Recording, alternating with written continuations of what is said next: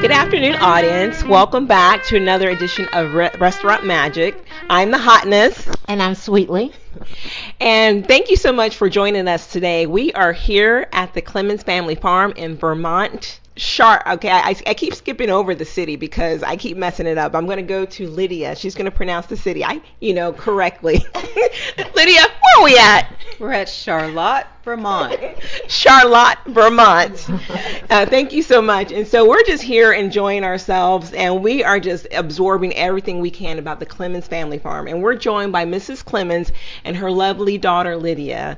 And Dr. Clemmons is here as well. And Dr. Clemmons is here as well. We just want to thank you so much, Dr. Clemmons, for being here and just letting us, enjoy your legacy with your daughter and your lovely wife. Thank you so much. But last week we were discussing Mrs. Clemmons and her gardening tips and information, but we didn't talk about your Southern cooking and things like that. Can you share with the audience just a little bit more information about what you know all about Southern cooking? Well, it's limited to what I learned from my mother at a young age. I know I used to enjoy sometimes being sick because she would make kind of not a cornmeal mush, but very thin with green peas in it, fresh green English peas we call them. And it was so delicious. I always wanted to be sick because it was absolutely good. She made a peach cobbler, which was equally delicious. We had a peach tree in our backyard and when we lived in Arkansas, Smikover, Arkansas. So I forever remember peach cobblers. And in those days, schools were not integrated. But when we went to school at age 6, she would bring if she could get a ride out, we lived about a mile from the school, and she would bring a hot lunch from us, often including peach cobbler, to the school for us. That was such a labor of love for her. But sometimes she'd make sandwiches for us to take to school every day, What kind of sandwiches were these? Probably some kind of chicken sandwich, Okay. because I don't remember ever having peanut butter in those days, but just a chicken sandwich, or mostly a chicken sandwich. And I would sell my sandwich at school for a nickel and buy a candy bar. Hustling. She already hustling at a young age. And the kids were so glad to get my get sandwich. that chicken sandwich. Yes, and I would sell it for a nickel because I never got candy. Well, you were And used to the food, so. I'd buy a Baby Ruth. Oh, wow. Or a Milky Way was the other candy bar that I bought. Yeah. Did your mom ever find out? I told her once I was an adult, when it was too late for her to spank me. Exactly. Well, I used to sell your sandwiches for a nickel. Yeah. And then just promptly buy a candy bar. Yeah. Because the principal's wife, who was also a teacher, sold candy. But nobody had a hot lunch or hot food for people.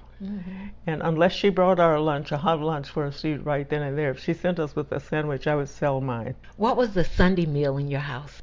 Always a roast beef mostly, or chicken during the week. And I try to practice that way of eating now. We had, in those days, Sunday, considered the Sabbath, was always made a day of rest and going to church.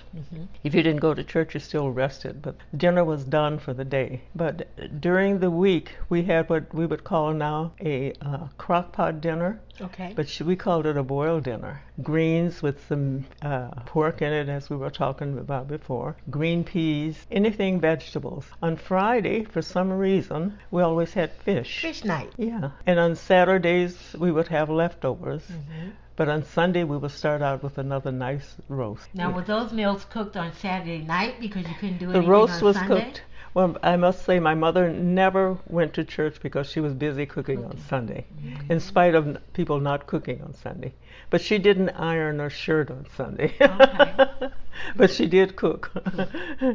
Okay, and with your kids and your passion for cooking, did you teach them, and how did that bear out with your children? Did you teach them how to cook? About my knowing how to cook? Yeah, your kitchen skills. Did you pass that along to your kids? My mother never made me do cooking. Oh. At home. She said, nope, if I didn't like to cook, so she didn't make me cook. My sister loved to cook, and she didn't need a recipe book. But when I got married, my mother said, well, now, Lydia, if you can read, you can cook.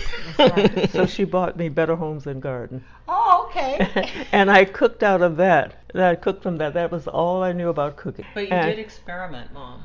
Well, once Jack's mother and his brother and his wife were going to come to supper at our house, and I was going to make a roast chicken. Well, I bought a beautiful, I was going to make fried chicken, I think. Oh, okay. And I didn't know the difference. I didn't know there was a difference between a fryer and a roast. So I bought a big fat, but it was a roasting chicken, and I attempted to fry it. And no one could eat it. Oh. And everybody laughed, and we had to send out for dinner.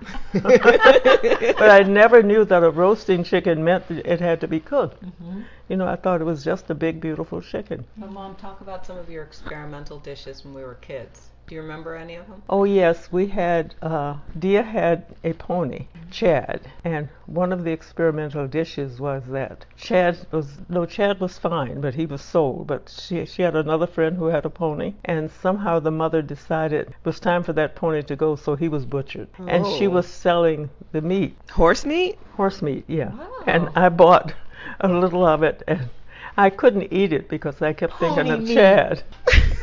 And Dia figured out, she said, "This is horse meat." I don't know how she figured it out. It just looked weird. Lydia, how did you figure it out it was horse meat? Your mom was trying to feed you.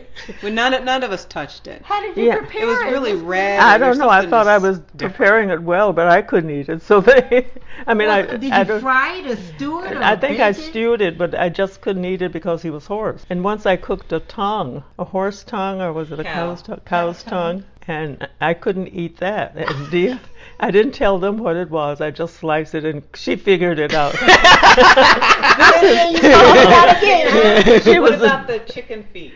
oh. The chicken feet.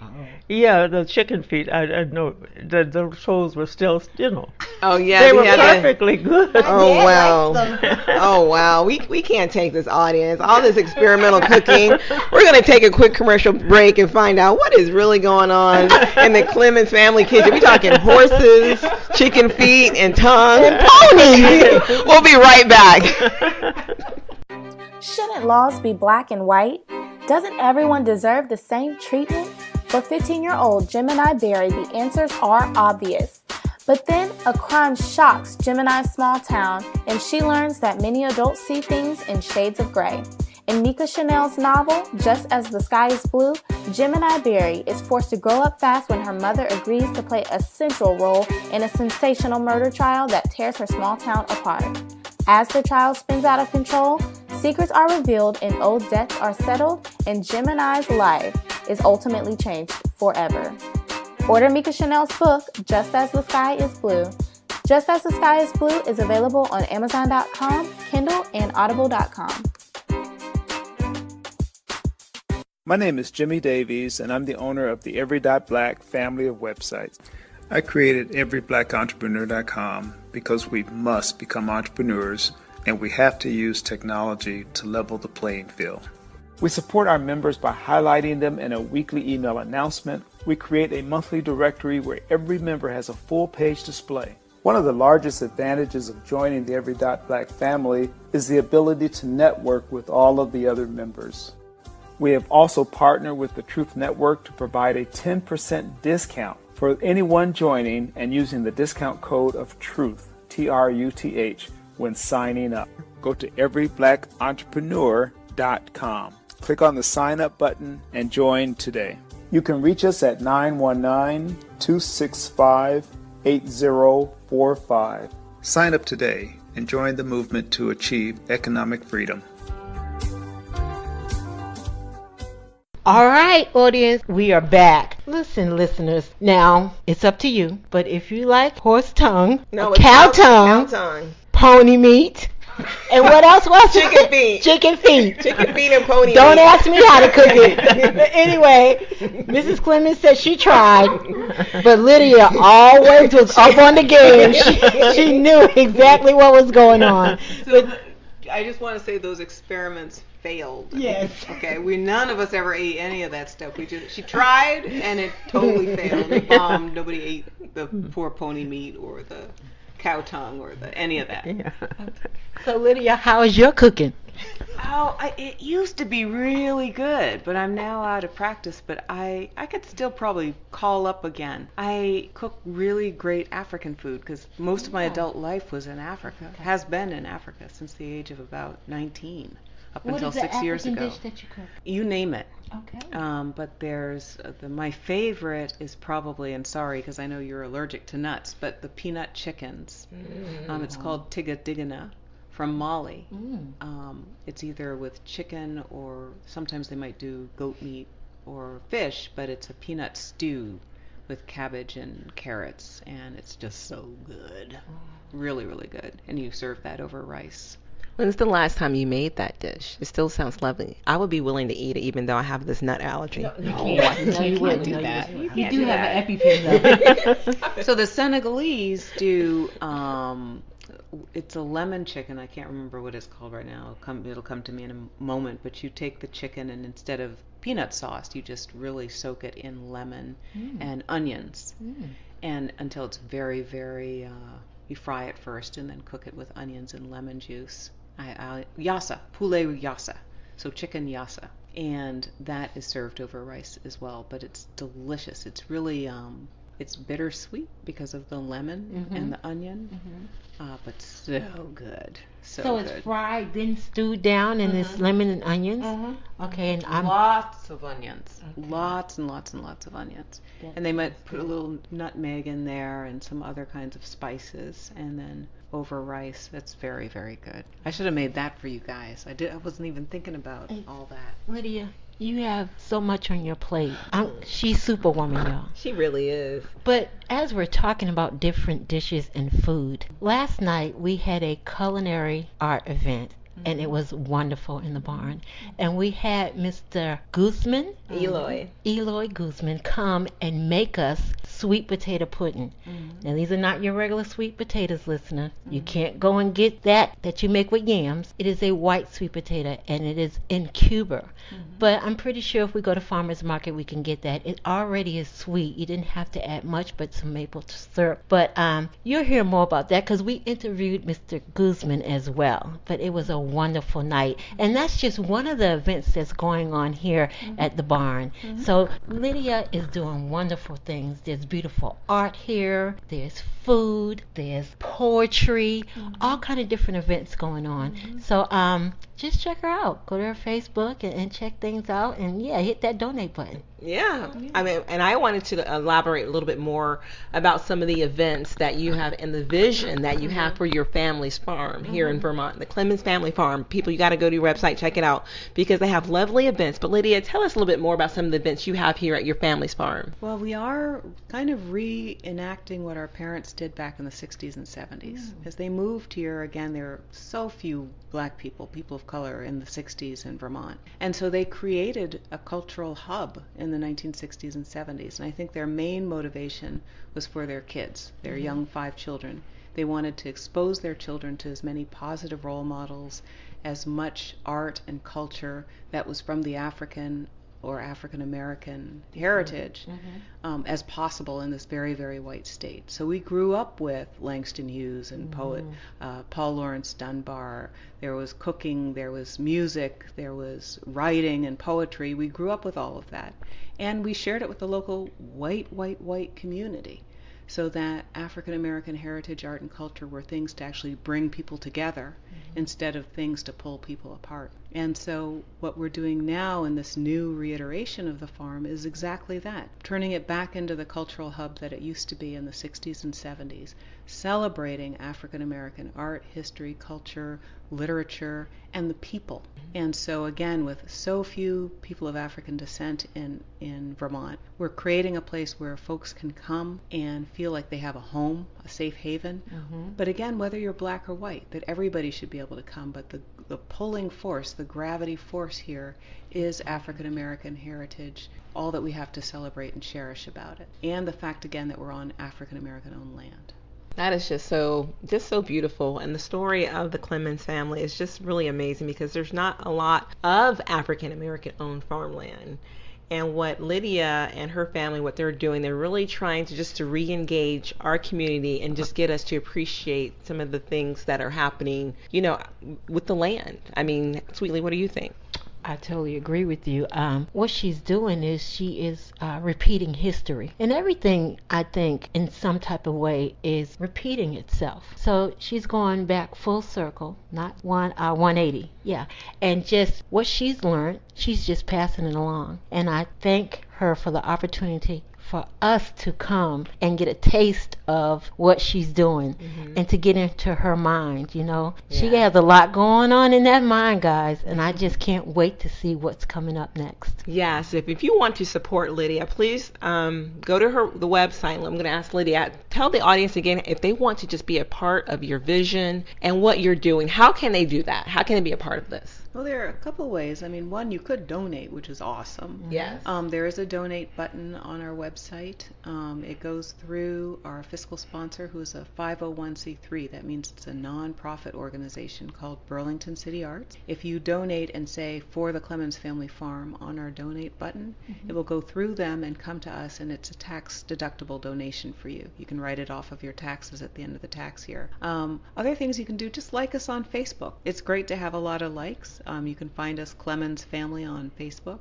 That way you'll also be able to keep up to date with our events. If you're in the Vermont area between May and October of next year, that's our open season, is May through October. Come by, enjoy an event, take a tour. Many of the events are free. Sometimes we do ask for donations, which help the farm. A few events are actually paid events. But anything you can do, if you want to have a retreat, for example, maybe there are a bunch of you out there who are like African American writers or poets, or I don't know, you're working on plays. Come and have a retreat on the farm. There's beautiful facilities. You guys have Sweetly and the Hotness have actually lived in the barn house. They know what that apartment is like. Come stay with us. And by staying with us instead of at the Holiday Inn or the Hilton, oops, I probably shouldn't have said that. By staying with us instead of one of these commercial hotels, you're actually helping preserve an African American owned farm. Awesome. Well, audience, we're going to take a quick commercial break. And when we come back, I'm going to ask Lydia, what is it like growing up with a doctor and, having a mom that's a nurse, and how that, imparted to who you are today? So we'll be right back. Hey girl, that's a nice t-shirt you're wearing. Where did you get it? I got it from TeamJesusClothing.com. Really? I like the messaging and the colors. They're so vibrant. Yes, TeamJesusClothing.com has a lot of t-shirts and hoodies with encouraging messages. They have styles for both men and women. Wow, thanks for letting me know. I'm going to TeamJesusClothing.com to place my order now. Yes, definitely go to TeamJesusClothing.com and be sure to check out my favorite shirt designs, Team Jesus and Won't He Do It? I can't wait. TeamJesusClothing.com, here I come. Welcome back, audience. I'm the Hotness. And I'm Sweetly. And we are here at the Clemmons Family Farm in Charlotte, Vermont.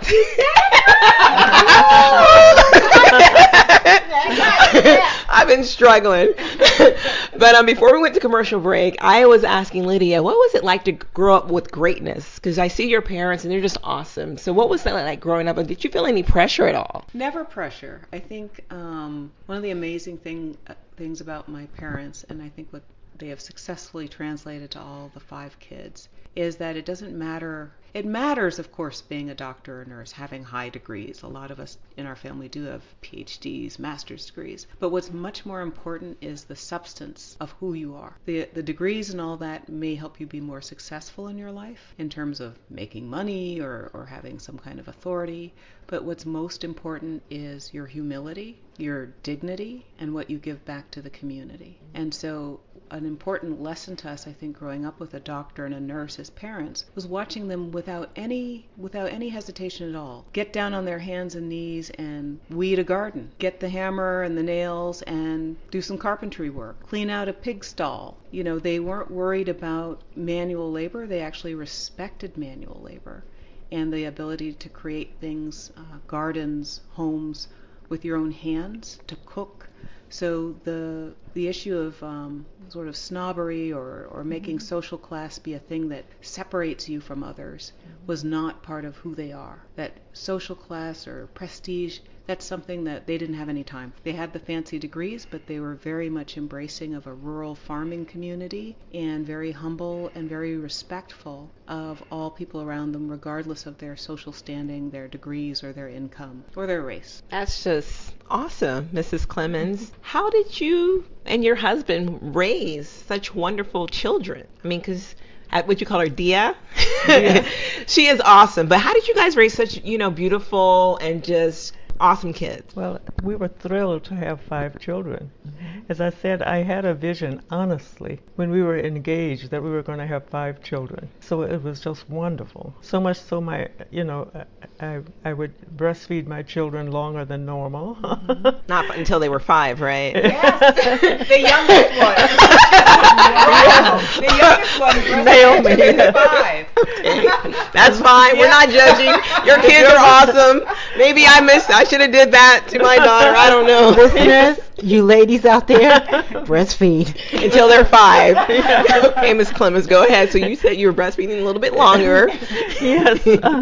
And my mother and dad would come and to give us a break. And they'd say, we're not going to come unless you two go away for a week or two. So we would always go to New York because my husband had studied in New York and he knew New York. I still couldn't ride the subway in New York by myself. But the children were thrilled to have their grandparents because they got McDonald's, they got ice cream. Both grandparents liked to fish, so they went fishing and ice cream cone after fishing. So they were thrilled, and we were thrilled to have the time. Okay, to be, but what was it about? Like you guys, I think you guys had a different mindset than everyone else that was like growing up during the era that you were growing up. But you guys managed. I mean, I can't describe what it is. I can't put my finger on it. But what was it that you were just like, I'm going to do this with my kids. I'm going to focus on this. What were those things? Well, we just loved having children so much. I think that's it. That's it? I don't think we ever thought. Yeah, I guess that's it. We never thought about. We just wanted them with us. And the vacations we had was when one of us was going to an interesting place for a professional meeting, it was a chance for a free vacation. We took the kids. And we had a wonderful time. But I think we were just so thrilled to have children. Yeah. So much so that my mother said, Lydia, you and Jack already have 5 children now. Yeah, yeah. They were sitting, my mother lived a suburb of Chicago, and she came. She had only 2 children. I think Jack's parents had only 2. And I think it must skip a generation. One generation you have a lot of children. The next children say, nope, I'm only having 1 or 2. Right. And then the next generation goes and starts back the big family again. Yeah, yeah. So we fell into that big family time. Okay. I also see the focus on education that you imparted on your kids. I think that's just so important nowadays. Yes, well, we struggled to give them the schools they wanted to go to. So Dia went to Stanford. Jocelyn went to the University of Chicago. And I think the University of Chicago was so surprised to have somebody apply from Charlotte, Vermont. 2 girls, Jocelyn and her best girlfriend, applied, and they accepted both of them. Because they couldn't believe that from this little village of Charlotte, 2 kids wanted to come to the University of Chicago, so they went. They got accepted. Well, what I see is that love, hard work, and education can make you. And that's what I've learned. Being here at this farm, hanging out with the Clemmons, I have felt nothing but love. Can I say one thing? I think I was just reading, I read my Bible often, and I was just reading, I think it was in Corinthians where they said, Perseverance? Love, charity, and something, hope, but the and hope and the greatest is love. One of them is So love. I think that's such a thing for each time in life, each situation in life, and so we can certainly say that's a great thing for anyone. If you have love, then You're good to go. Wonderful. Totally agree with you. I agree too. Yeah. And I think that's what's going on with our youth today. We're always in a hurry. I think, but structure, they want it. My daughter used to always say to me, "Ma, you're so mean." But I'm like, well, why does everybody want to be at my house? Why are you girls here? Because they wanted the structure. Structure was a part of being loved. And I think that's what we have to get back to. To love, And that's what I see Lydia doing, giving the children, even the adults, a chance to get back to their roots and see how wonderful they are. See what princes and queens they are, royal ambassadors, that they are somebody. And that's what I see the Clemmons Family Farm doing. Absolutely. No matter your ethnicity, your differences, your religion, all about love.